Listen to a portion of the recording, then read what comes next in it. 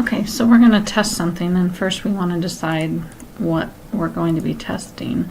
Often you'll make a new Python file. I'm just going to call it main.py. Also really bad naming conventions, kind of to show you why. But let's say I want to make a function increase, and it would take something, variable age, and then it would increase it. But I don't want to do it now. Let's just say return 0. So it doesn't work right now. And we'll go ahead and put the main. And it's nice because Python, if this IDE lets me do all those things, and then I can call increase. I can call that method increase and send it x. So I haven't really written what the method's going to do, so maybe is it going to be increased by 1? So let's go ahead and say, hey, what I want to be equal is test something, and then I can give it a name. I could leave that test something there so we know it's working, and we could see what having two tests like. So if I call that increase, but notice that's up here in main, so I'm going to have to, from the main folder. Now notice, see, here it's a folder. It has a picture of a folder. So from main, I'm going to import. Now the main I'm going to import, this is that Python file here, main.py. So now to say I want something from main, I want to use that increase function. And I'm going to give it a number 5. So if it's increased by 1, then I want a value of 6. I would expect that. So let's go ahead and run this test. But remember, we haven't actually written the function yet, so we would expect it to fail. As it does, expected 0 and actual 6. 6 does not equal 0. So what we need to do is, we need to flip those around because this is actual than expected. So we would say 6 comma main 5. Now let's run it again so it makes more sense. Run. And it still failed. Do we get an assertion error? Assert equals, we got a failed. Assertion 6 does not equal 0. Expected 6, that's right, and then actually it was 0. So now we go back and we write the function. So what should that function do? It should say x plus 1. Return that.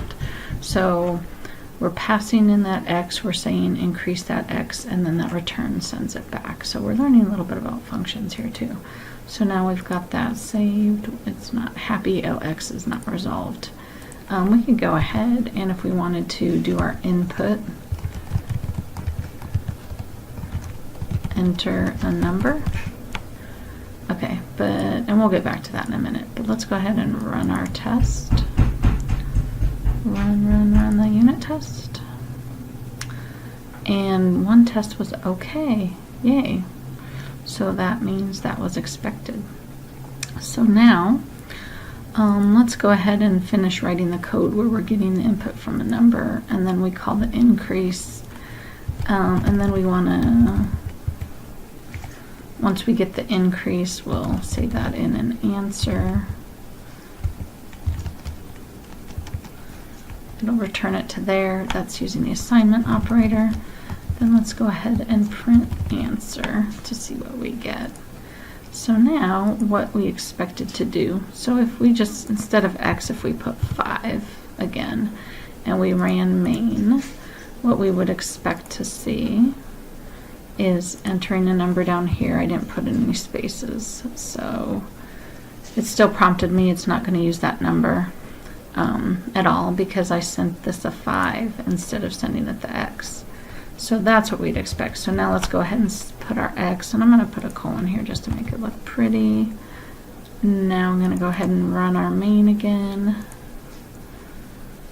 Enter a number. let's go ahead and do 5 because we expect to get 6. But oh no, we got an error. And what is that error? It says I can't concatenate the string, not an int. So remember our typecasting. If we got that input, it's reading it in as a string. Pep8's telling me it doesn't like the spacing. So I have to cast that to an int, or maybe even a float would work, but that's an int. So we can go ahead now when we run that, what happens? Enter a number 4, and it got back 5. So if we hadn't done it that way, we could have written a test to do that as well, to find out that as well. But so there's more than one way of testing, but this unit testing, so that just tested a general good case. Then we would want another test to